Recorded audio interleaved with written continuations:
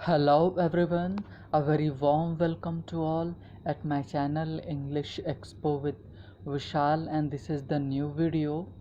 And in this video we are going to discuss a very crucial topic regarding grammar. तो जैसा आप देख पा रहे हैं कि आज हम जो डिस्कस करेंगे वो हमारा क्लॉज है। क्लॉज को आज हम डिस्कस करने वाले हैं। और हमने प्रीवियस जो हमारी वीडियोस थी उनमें हमने इंग्लिश को एकदम स्टार्टिंग से लेकर चले, और उसमें जो जस्ट प्रीवियस वीडियो थी उसमें हमने क्या डिस्कस किया कि फ्रेज़ क्या है, उसके टाइप्स देखे, फिर हमने उस पर एक सेशन किया जो आइडेंटिफिकेशन को लेकर था। और जो आज का हमारा टॉपिक है वो है क्लॉज। तो क्लॉज में हम क्या क्या डिस्कस करेंगे, क्लॉज क्या है, उसकी डेफिनेशन क्या है, उसके टाइप्स क्या हैं, ये सब चीज़ें हम आज डिस्कस करने वाले हैं, है ना। और साथ में फ्रेज और क्लॉज में क्या डिफरेंस है वो भी हम डिस्कस करेंगे आज। क्लियर? तो लेट्स बिगिन। ओके, सो इसमें थोड़ा सा स्लाइड को लेकर हुआ है, आगे पीछे हो गया, तो I hope you will manage.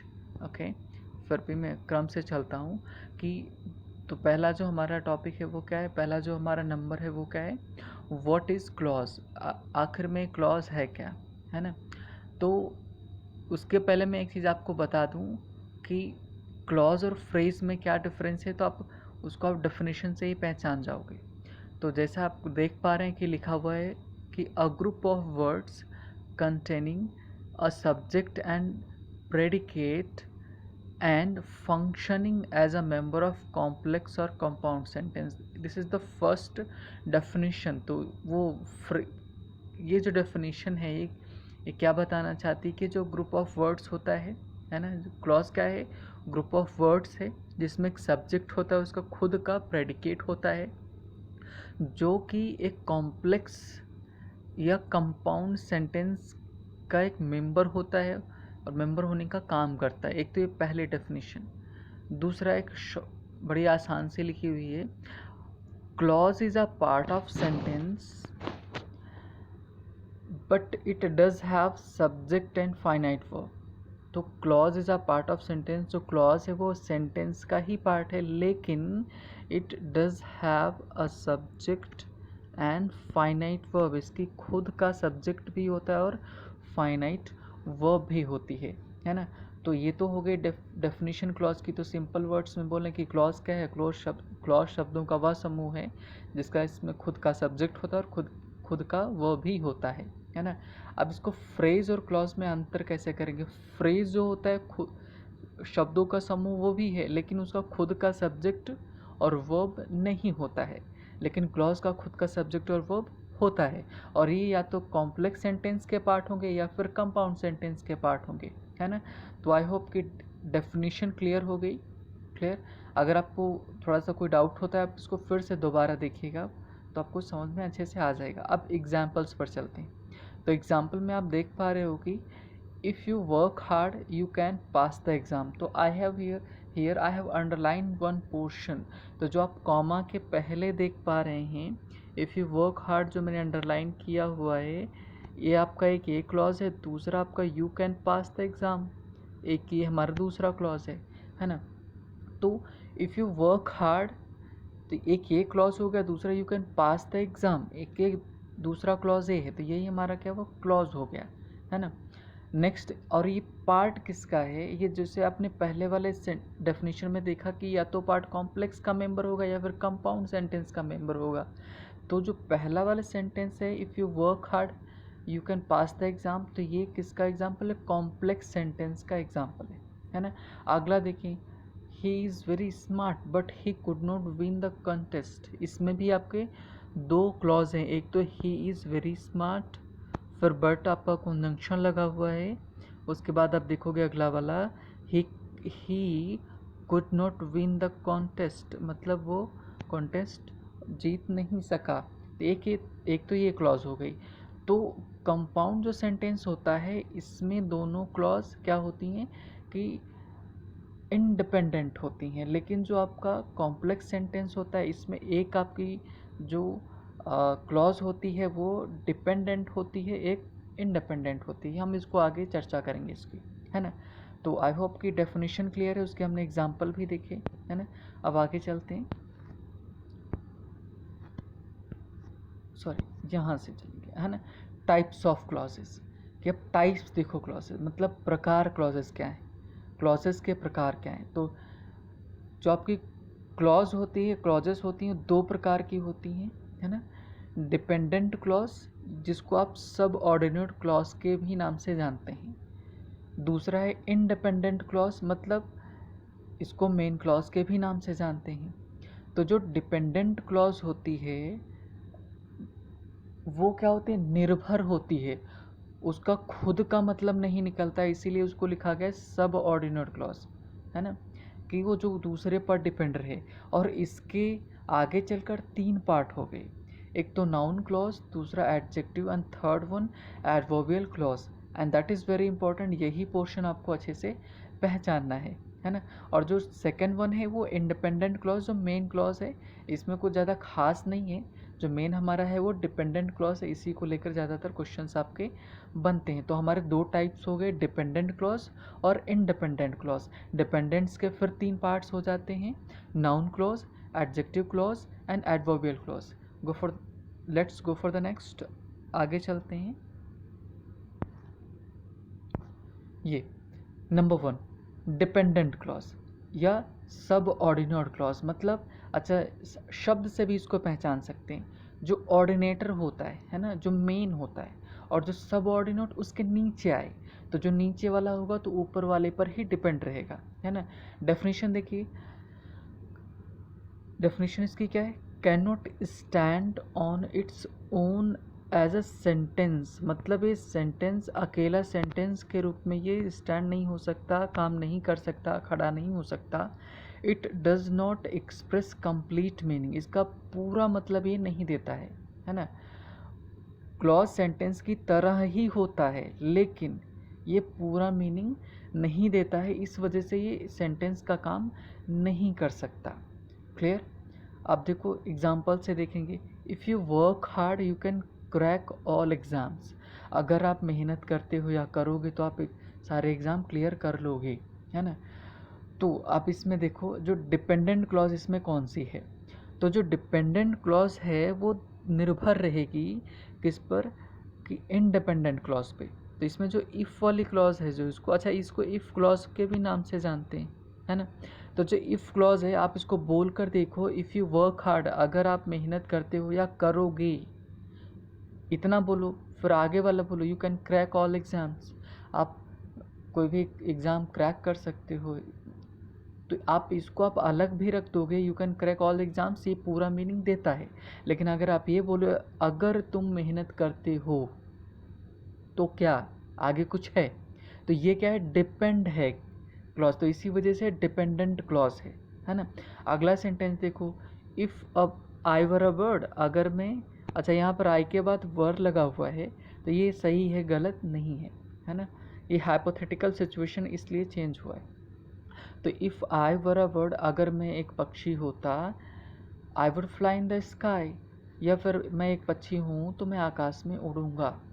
तो इसमें भी देख पा रहे हो कि अगर मैं एक पक्षी होता, तो आगे क्या, आगे आप कुछ कहना चाह रहे हैं, तो यानी ये भी क्या, ये जो क्लॉज है ये किसी पर डिपेंड है। अगली वाली आप बोल कर देखो, I would fly in the sky, मैं आकाश में उड़ूँगा, है ना, इसका पूरा मतलब निकल रहा है। अगला देखो, if I had been a king, अगर एक मैं राजा होता, I would have donated all the money, कि अगर एक मैं राजा होता तो मैंने सारा पैसा दान कर दिया होता।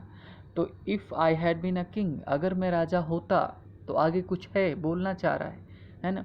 तो ये भी क्या है, डिपेंड है। तो आप देख पा रहे हैं कि जो अंडरलाइन रेड कलर से है वो आपका क्या है, कि if you work hard, if I were a bird, if I had been a king, ये सारे के सारे क्या है, डिपेंडेंट क्लॉज हैं, दूसरे पर डिपेंड हैं। क्लियर, इसीलिए इनको सब ऑर्डिनेट क्लॉज भी बोला जाता है। तो आई होप इतना क्लियर हो गया, जो डिपेंडेंट क्लॉज होती है वो एज ए सेंटेंस के रूप में स्टैंड नहीं हो सकती। क्यों? Because it does not give complete meaning, इस वजह से ये अकेला सेंटेंस का काम नहीं कर सकता है, और ये सेंटेंस का ही पार्ट होता है, इसी वजह से इसको सेंटेंस का पार्ट रखा गया। क्लियर। तो go for the next slide, आगे चलते हैं। है ना। इंडिपेंडेंट क्लॉज क्या होता है, जिसको आप मेन क्लॉज बोलते हो, जो मुख्य होता है, जो निर्भर नहीं होता है ना। आप इसको अगर आपने पीआरएस मेथड देखा है तो इसमें देखो मैंने पहले वाले वर्ड को ही इंक्लूड करके बनाया गया। इन लगा हुआ है प्रीफिक्स, डिपेंडेंट का मतलब निर्भर, इन का मतलब नॉट होता है ना। तो जो निर्भर ना हो वही क्या होगा, इंडिपेंडेंट होगा। जो खुद पर ही हो, मतलब खुद से अकेला भी रहेगा तो भी काम कर सकता है ना। इसके डेफिनेशन देखते हैं। Independent clause is a group of words that can stand on its own as a sentence. मतलब जो इंडिपेंडेंट क्लॉज है वो क्या होता है, शब्दों का समूह है जो खुद से अकेला खड़ा हो सकता है, अपने आप में खड़ा हो सकता है। और क्या होता है, इट एक्सप्रेसेस कंप्लीट मीनिंग, और ये पूरा मीनिंग देता है। ये जो क्लॉज होती है ये पूरा का पूरा मीनिंग देता है। अकेले स्टैंड हो सकता है, अगर आप इसको किसी के साथ नहीं जोड़ोगे तब भी ये पूरा मीनिंग देगा। फॉर एग्जाम्पल देखिए, शी इज़ ब्यूटीफुल, है ना। आप इसको इतना अलग करो, या आप यहाँ से इसको क्या करो, अलग करो, शी इज़ ब्यूटीफुल। उसके बाद हमने कॉन्जंक्शन लगा हुआ है बट, है ना। अगला वाला पढ़िए, she could not win the beauty peasant, clear, है ना। तो हुआ क्या, देखो इसमें देखो आप देख पा रहे हो, तो शी इज़ ब्यूटीफुल, वह सुंदर है। आप इसको भी बोलोगे तब भी ये कंप्लीट मीनिंग दे रहा है ना। कॉन्जंक्शन के बाद वाला पढ़ो, she could not win the beauty peasant, clear. तो वो कॉन्टेस्ट एक तरह से, ठीक है। तो जो आपका ब्यूटी का कॉन्टेस्ट था वो क्या जीत नहीं सकी, तो वह ब्यूटी कॉन्टेस्ट जीत नहीं सकी। आप इतना भी बोलोगे तब भी कंप्लीट मीनिंग देगा।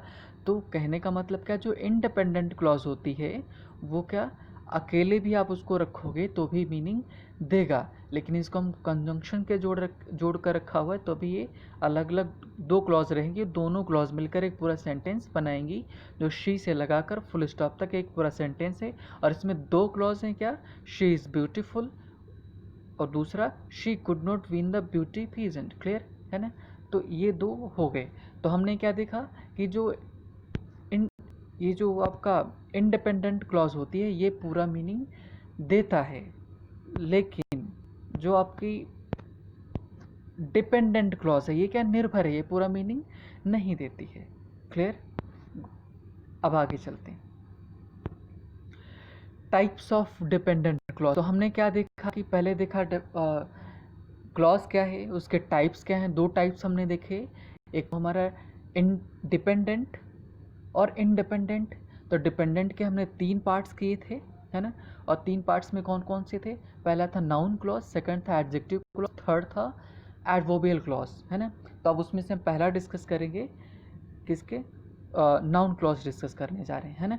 तो मैं एक बार फिर से रिपीट कर दे रहा हूँ कि मेन क्लॉज हमारी कितनी है, दो तरह की हैं, डिपेंडेंट एंड इंडिपेंडेंट। और फिर हमने आगे क्या किया, इंडिपेंडेंट क्लॉज के दो और तीन और हमने पार्ट किए हैं, तो उन्हीं तीन पार्ट्स को हम आगे डिस्कस करने जा रहे हैं, है ना। टाइप्स ऑफ इंडिपेंडेंट क्लॉज, जिसको आप सब ऑर्डिनेट क्लॉज भी बोलते हैं। डेफिनेशन हमने देख लिया क्या होता है, खुद से अकेला खड़ा सेंटेंस के रूप में काम नहीं कर सकता, क्लियर। अब इसके तीन पार्ट्स, सॉरी थ्री टाइप्स हैं, वो देखते हैं। नाउन क्लॉज, नाउन क्लॉज का, नाउन आप अच्छे से जानते हो, नाउन जो होता है सब्जेक्ट का काम करता है, ऑब्जेक्ट का काम करता है ना। फिर हमने फ्रेज भी देखा, नाउन फ्रेज। आप जो हम डिस्कस कर रहे हैं वो क्या है, क्लॉज है, पूरी की पूरी क्लॉज काम करेगी। तो a noun clause is a dependent clause that acts as a noun. मतलब जो आपकी नाउन क्लॉज होती है वो क्या, एक डिपेंडेंट क्लॉज होती है जो निर्भर रहती है। क्लॉज एक ऐसी क्लॉज है जो निर्भर होती है, और निर्भर होते हुए किसका काम करती है, नाउन का काम करती है ना। अब इसको आप देखो एग्जाम्पल के तौर पे, द फ्यू डेरोगेटरी कमेंट्स इसमें दो बार लिख गए हैं, है ना। आप एक इसको क्रॉस कर दें, the few derogatory comments you made against him have disturbed him a lot. अब आप देखो यहाँ से, the few derogatory comments you made against him, यहाँ तक आपका क्या है, इसका सब्जेक्ट है, और हैव इसका हेल्पिंग वर्ब है, और जो डिस्टर्ब है इसकी मेन वर्ब है ना। तो अब जिसको क्लॉजेस के बारे में आइडिया नहीं है, वो जब लाइक PQRS करेगा या फिर जो आपके पैरा बनाना होता है, पैराजम्बल होता है, उसको फिट करना होगा, तो वो कंफ्यूज हो जाएगा कि इसमें हम वर्ब कौन सी है, कैसे इसको जोड़ें, है ना। लेकिन जिसको पता है कि क्लॉजेस क्या होती हैं तो उसको अच्छे से पता है ये नाउन क्लॉज है और सब्जेक्ट का काम कर रही है, तो the few derogatory comments you made against him, ये पूरा का पूरा सब्जेक्ट का काम करेगी क्लॉज। क्लियर। और हैव आपका हेल्पिंग वर्ब है, डिस्टर्ब मेन वर्ब हो गई। तो क्या हुआ कि जो द फ्यू डेरोगेटरी कमेंट जो आपने खराब घटिया कमेंट्स किए थे, आपने उसके ऊपर जो कमेंट किया, मेड अगेंस्ट हिम, जो उसके अगेंस्ट आपने बोला था, उसको लेकर बोला था, हैव डिस्टर्ब, उन्होंने डिस्टर्ब किया है उसको, हिम अलॉट, उसको बहुत ही ज़्यादा डिस्टर्ब किया। मतलब कहने का ये है कि जो द फ्यू से लेकर हिम तक ये आपका क्या है, नाउन क्लॉज है, जो नाउन क्लॉज है। और नाउन किसकी जगह काम करता है, यहाँ पर सब्जेक्ट की जगह काम कर रहा है। क्लियर है ना। तो ये आपकी पूरी की पूरी नाउन क्लॉज हो गई। आगे वाले सेंटेंस में देखते हैं, पहचान इसकी क्या की, और भाई सब्जेक्ट की जगह काम करेगी या ऑब्जेक्ट की जगह काम करेगी, तो फिलहाल यहाँ तो आप सब्जेक्ट का काम कर रही है ना। तो ये हो गई। अगला देखो, I want to work with whoever is excellent in the skill, मैं उसके काम करना चाहता हूँ किसके साथ, हुएवर, जो कोई भी, is excellent in skill, skill मतलब जो स्किल है ना, कि स्किल में वो जो भी पूर्ण हो, पारंगत हो, अच्छा हो, श्रेष्ठ हो, मैं उसके साथ काम करना चाहता हूँ। क्लियर। तो यहाँ पर आपके जो नाउन क्लॉज कौन सी है, whoever is excellent in the skill. Clear, ये आपकी नाउन क्लॉज। अगला देखो, I know what are you doing. अच्छा, अब एक चीज़ और मैं बता दूँ, पहले वाले में जो नाउन क्लॉज है वो सब्जेक्ट का काम कर रही थी, नेक्स्ट वाली नाउन क्लॉज में जो आपके I want to work with whoever is excellent in the skill, इसमें ऑब्जेक्ट का काम कर रही है ना, ऑब्जेक्ट की काम कर रही है। और अगला वाला जो है I know what are you doing, तो इसमें भी आप देख रहे हो, नो आपकी वर्ब, आई सब्जेक्ट हो गया, नो आपका क्या है, वर्ब होगी, और व्हाट आर यू डूइंग ये आपका क्या, ऑब्जेक्ट का काम करेगा। तो समझ में आ रहा है कि यहाँ जो नाउन क्लॉज होती है वो सब्जेक्ट की जगह आएगी या फिर ऑब्जेक्ट की जगह भी आ सकती है ना। ये नाउन का फंक्शन हम जानते हैं कि नाउन या तो सब्जेक्ट की जगह आएगा या ऑब्जेक्ट की जगह आएगा, या 2 से 3 और काम हैं जो हम नाउन क्लॉज और नाउन डिस्कस करेंगे तब अच्छे से डेप्थ में चलेंगे, है ना। तो ये तो नाउन क्लॉज हो गया। एक बार मैं फिर से रिपीट कर दे रहा हूँ, नाउन क्लॉज क्या होता है, जो नाउन का काम करेगी, है ना। और ये नाउन का काम करेगी तो सब्जेक्ट की जगह आ सकती है और ऑब्जेक्ट की जगह भी आ सकती है ना। तो आगे चलिए नेक्स्ट। अगला जो हमारा है क्लॉज है, दैट इज एडजेक्टिव क्लॉज। और एडजेक्टिव क्लॉज क्या होता है देखते हैं। An adjective clause also called relative clause, क्योंकि रिलेटिव क्या जोड़ता है। An adjective clause is dependent clause that modifies a noun और प्रोनाउन। हम अच्छे से जानते हैं कि जो एडजेक्टिव होता है ये नाउन और प्रोनाउन की विशेषता बताता है, उसको मॉडिफाई करता है। तो फ्रेज, चाहे वो फ्रेज हो वो भी मॉडिफाई करेगा नाउन को, चाहे वो क्लॉज हो वो भी क्या करेगा, नाउन को ही क्या करेगा, मॉडिफाई करेगा, है ना। तो ये तो हो गई एडजेक्टिव क्लॉज। अब इसके एग्जांपल्स देखते हैं। The cake that she bought was delicious. अब देखो, है ना, द केक ये आपका क्या हुआ, नाउन हुआ, और ये क्या है, आपका सब्जेक्ट का काम करेगा। लेकिन इसी को और आगे डिफाइन कर रहा है कौन, दैट शी बॉट, जो उसने खरीदा। तो द केक को ही और डिफाइन कर रहा है, मॉडिफाई कर रहा है कि वो केक जो उसने खरीदा। क्लियर। तो यहाँ से लगाकर आपका सब्जेक्ट तो पूरा है यहाँ से लेके बॉट तक, लेकिन अगर आप बोलोगे कि दैट शी बॉट, ये आपका क्या है, एडजेक्टिव क्लॉज हो गया। और एडजेक्टिव क्लॉज किसको डिफाइन कर रहा है, किसको मॉडिफाई कर रहा है, द केक को। तो द केक क्या है ना, द केक आपका नाउन है और जो नाउन को मॉडिफाई करेगा वो एडजेक्टिव। अब एक से ज़्यादा वर्ड्स का, इस वजह से हम क्या कर रहे हैं, इसका सब्जेक्ट भी ये देख लो शी है। इस क्लॉज का सब्जेक्ट क्या है, शी है ना। तो दैट शी बॉट ये आपका क्या हो गया, एडजेक्टिव क्लॉज हो गया। तो I hope it's clear. Go for the next. The game which was played yesterday ended in a tie, है ना। मतलब जो गेम था जो कल खेला गया वो टाई हो गया, ख़त्म, टाई पर जाके ख़त्म हुआ, है ना। तो द गेम उसी को और एक्स्ट्रा इन्फॉर्मेशन ऐड कर रहा है कि द गेम यहाँ पर आपका सब्जेक्ट है। आप इसको बोल के देखो, the game ended in a tie, है ना। कल जो the game ended in a tie, जो गेम है वो क्या टाई हो गया कल, है ना। तो टाई पर ख़त्म हुआ, इतना बोल के देखो, तब भी सेंटेंस आपका कंप्लीट है। लेकिन द गेम एक जो आपका इज नाउन है, इसी को और एक्सप्लेन कर रहा है कौन, विच वॉज प्लेड येस्टरडे। और यही आपका विच वॉज प्लेड येस्टरडे आपका क्या हो गया, ये आपका एडजेक्टिव क्लॉज हो गया, है ना। तो क्लियर हुआ। Next, mister Kataria is the candidate who has secured the first position. Position इसमें भी 2 बार हो गया है। अब एक को first position in UPSC exam, ये एक्चुअली में पिछले साल का है ना। इस बार तो मिस्टर प्रदीप ने किया हुआ है। तो mister Kataria is the candidate who has secured the first position in UPSC exam. तो मिस्टर कटारिया, ठीक है, यही है mister Kataria the candidate is the candidate. अब द कैंडिडेट को ही आगे एक्सप्लेन कर रहा है who has secured the first position. आप पूछ के क्वेश्चन पूछ के देखो, who has secured the first position in UPSC exam, mister Kataria. और मिस्टर कटारिया कैंडिडेट है, तो कैंडिडेट को पूरा क्या कर रहा है, मॉडिफाई कर रहा हुआ है ना। तो ये आपका जो एडजेक्टिव क्लॉज क्या होता है, जो नाउन को मॉडिफाई करेगा, प्रोनाउन को मॉडिफाई करेगा, वही एडजेक्टिव क्लॉज हो जाएगा, है ना। तो ये तो हो गया adjective clause. Next and the last one, adverbial clause.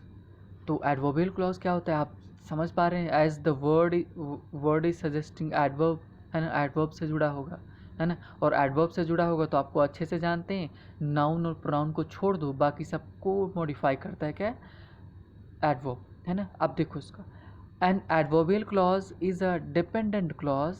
अच्छा, बार बार डिपेंडेंट आ रहा है, मतलब चाहे वो आपका नाउन क्लॉज हो, चाहे एडजेक्टिव क्लॉज हो, चाहे एडवर्बियल क्लॉज हो, ये सारे के सारे क्या हैं, डिपेंडेंट हैं, डिपेंडेंट के ही पार्ट हैं, टाइप्स हैं, है ना। And adverbial clause is a dependent clause that functions as an adverb. मतलब ये एक एडवर्बियल क्लॉज जो होती है वो क्या होती है ना, ऐसी क्लॉज है जो एडवर्ब का काम करती है ना। यह ऐसा शब्दों का समूह है जिसका खुद का सब्जेक्ट है, वर्ब भी है, और किसका काम करेगा, एडवर्ब का काम करेगा, है ना। That is the entire clause modifies a verb, adjective, another adverb, है ना। तो मैंने आपको ऑलरेडी बता के रखा हुआ है, नाउन प्रोनाउन को छोड़ दो, बाकी सबको मॉडिफाई करेगा, वो आपका एडवर्ब होता है ना।